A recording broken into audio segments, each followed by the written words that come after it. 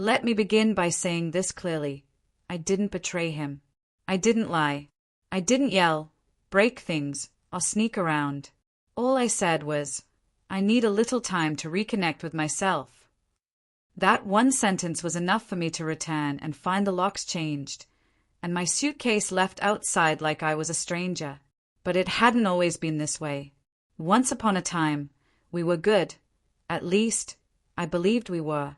I met Ryan when I was 24, at a point when I'd finally grown tired of the drama and heartbreak.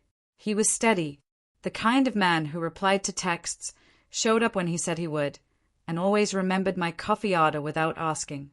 After years of emotional highs and lows, he felt like stability. I confused that with love. We moved in together after a year, married by year 3. On paper, everything looked perfect.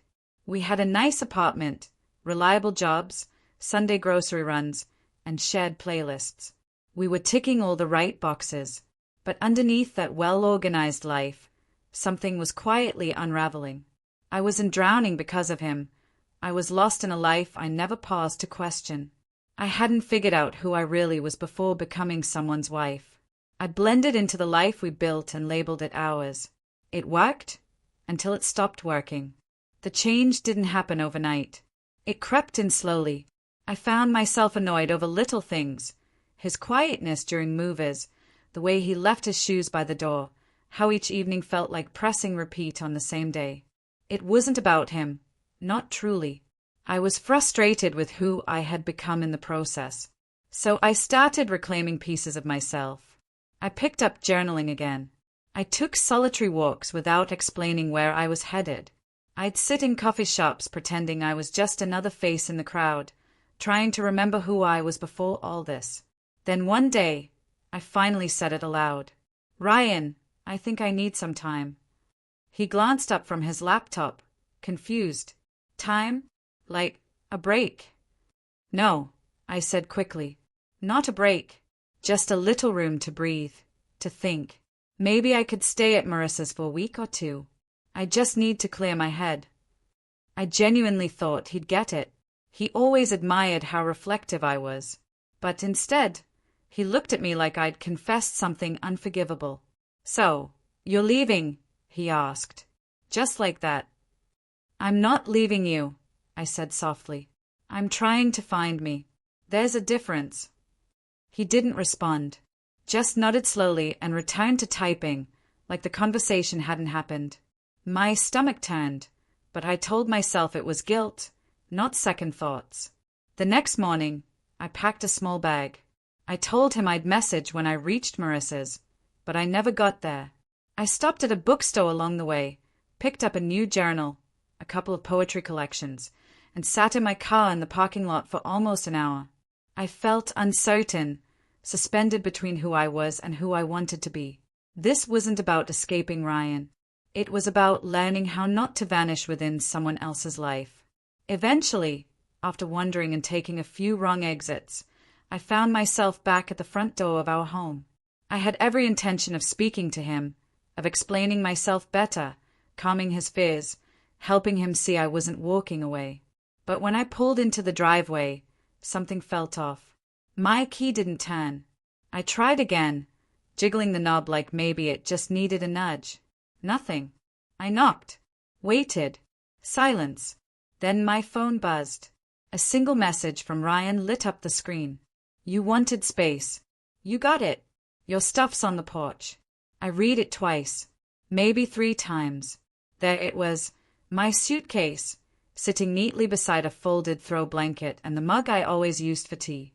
It felt like someone had scooped out my chest, left only the shell. That night, I curled up in the back seat of my car and cried until my eyes ached. I held that poetry book like it could explain the hollow I felt inside.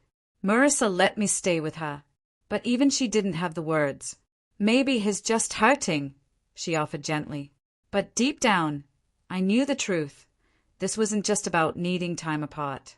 Ryan had drawn a hard boundary, and without realizing it, I'd crossed a line he wasn't willing to redraw. Days turned to weeks. I reached out, once, then again. Nothing came back. He'd vanished. The Spotify playlists we shared were gone. Our Netflix account locked me out. Mail stopped arriving. It was like I'd been deleted from our life, like I'd never been there at all. And the part that haunted me most? I wasn't even sure what I'd done that was so unforgivable. Was asking for space a selfish act? Or was it his refusal to give it that crossed the line? Months passed before I heard anything. Through someone we both knew, I found out he was seeing someone new. Someone described as easygoing. A girl who doesn't need to lose herself to find herself. That cut deeper than I wanted to admit. I found her Instagram. Scrolled through it like I was punishing myself. She looked content, ordinary in a way that felt impossible for me. She didn't look like someone who wandered through bookstores searching for clarity or filled notebooks trying to make sense of her heart. And just like that, doubt crept in. Maybe I was the problem. Maybe I was never built for the neat, quiet kind of life people aspire to. Maybe I belonged in the chaos, the kind of place where it's okay to fall apart without warning. But then something unexpected happened. A full year later, I got a call from a number I didn't recognize. I almost ignored it, but something made me pick up. "Hey," the voice said. It was Ryan. He sounded different, tired, maybe older, or maybe just worn down by life. I just wanted to say, "I get it now." There was a long pause before he continued. "Back then, when you said you needed space, all I could hear was that you were already leaving. So I shut you out before you had the chance to walk away." I didn't say a word. I wanted to yell, to ask why didn't you just talk to me? But I didn't, because in that moment, I understood something I hadn't before. We were both carrying wounds. I had abandoned myself, trying to keep our life together. And when I finally tried to reclaim myself, he abandoned me. Neither of us knew how to hold space for pain we didn't know how to name. We didn't get back together. There was no romantic reunion in the rain, no dramatic kiss on the front steps. But we did talk again, once, then months later, again. Not as a couple, but as two people who survived the same emotional collapse. Today, I live alone in a small apartment with sunlight pouring through big windows and a plant I've managed to keep alive. I write more. I breathe more. I haven't found myself completely, but for the first time, I'm searching without guilt. I still think of him sometimes. I think about how easy it is to mistake comfort for connection. How sometimes the boldest thing isn't leaving, it's staying and asking the questions that make your voice shake.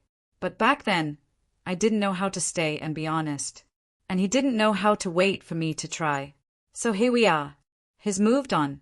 And I'm still learning how to live with the sound of a door closing before I was ready to walk through it.